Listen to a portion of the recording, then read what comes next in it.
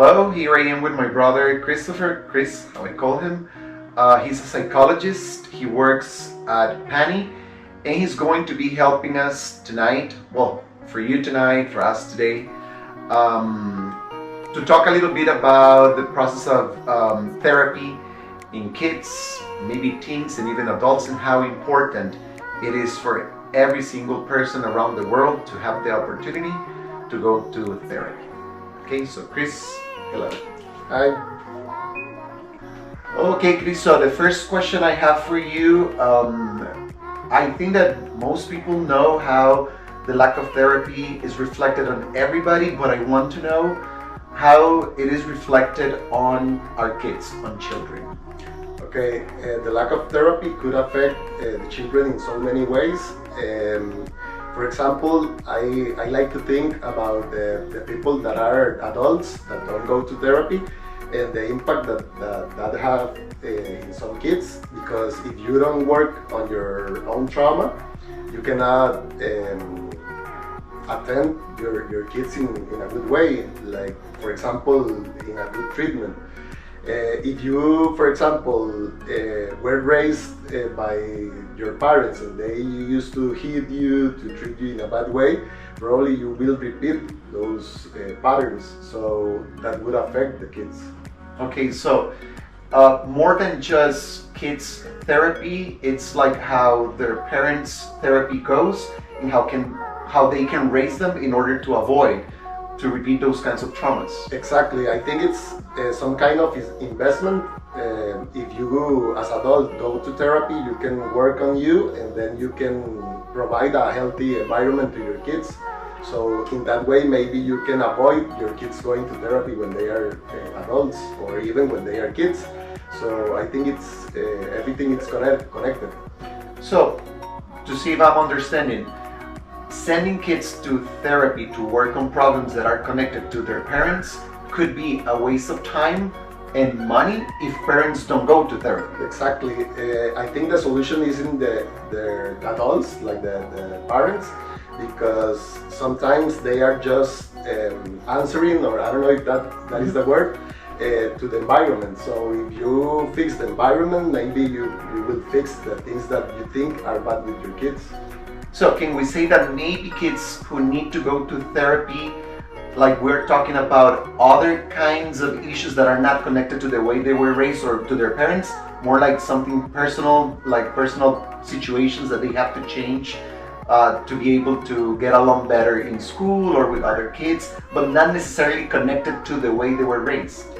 That could be like some specific things or issues. I don't know if that is the correct word, but it could be like something related with the way they born, or if they had like some necessities that wasn't provided in that moment or a specific moment. For example, the kids that I work with, they are for example suffering even when they are in the belly of the mom, so they could have like some issues that are not exactly related with the way they are raised. And can we talk about like autistic kids? Like that could be an example too.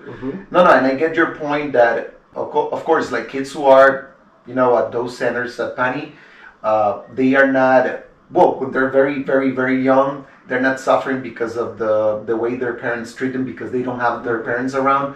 But there are some things that they experience in the womb, the belly of the mom, and then those traumas have to be worked on. Okay, let's continue with the second question. Okay, Chris, so we already talked about the importance, well, we talked about the lack of therapy in kids. I want to ask you, how can our lives change, or how can therapy positively affect our lives? Well, yes, actually, therapy could affect your life in a really good way, because you can work on things that maybe you are not like that conscious about, right? For example, I don't know, if you aren't afraid to speak in front of people, and maybe you think it's something related with your personality, but not necessarily. Maybe it's something that happened to you and you are not like that conscious. So if you go and work about those things, maybe you can, I don't know the word, Overcome. to overcome, and then you can experience the ability to speak in front of people. For example, the anxiety, the depression, all those things that are, I don't know, maybe really present in our lives because a lot of things happen. So you can improve your life through therapy.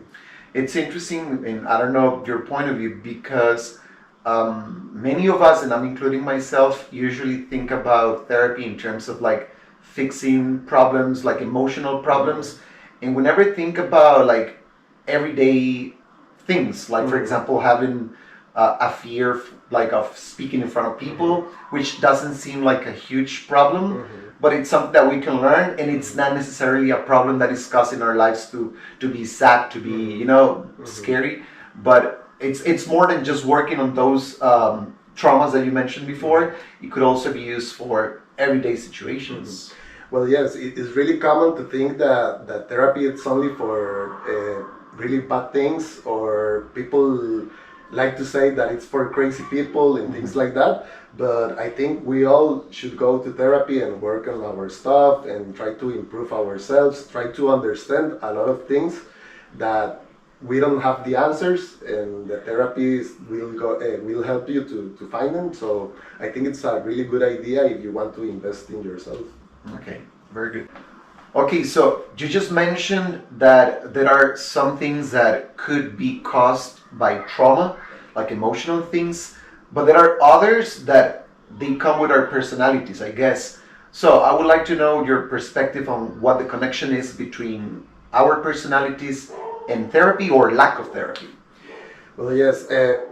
Actually, we have a lot of theories about personality. Says that we have like some patterns. I don't know if that is the correct word. For example, that you are introvert, or that you are shy, or that you are aggressive. I don't know. It could be like a lot of things. And yes, you will have like a base with those patterns, but that doesn't mean that you cannot work on those patterns and try to soften, maybe soften those patterns, and try to work and be a better version of yourself. It's, I mean, from what I'm understanding, it's a lot connected to building self-confidence. Of course, if you work on yourself and you get confidence, maybe you don't have the necessity of being like in a defensive person that it's always like fighting or trying to defend themselves, because you don't have that necessity.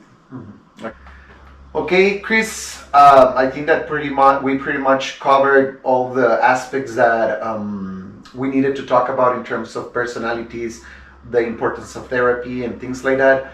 And I would really love to have you one day, maybe on a longer version, like in a kind of a podcast for my students to learn, to practice, and of course to enrich their lives from your knowledge. So I really appreciate your time and your input in this topic. So thank you so much. No, you're very welcome. I really like to spend the time with you and try to share a little bit about that knowledge that you were saying, and I love to be in the podcast too.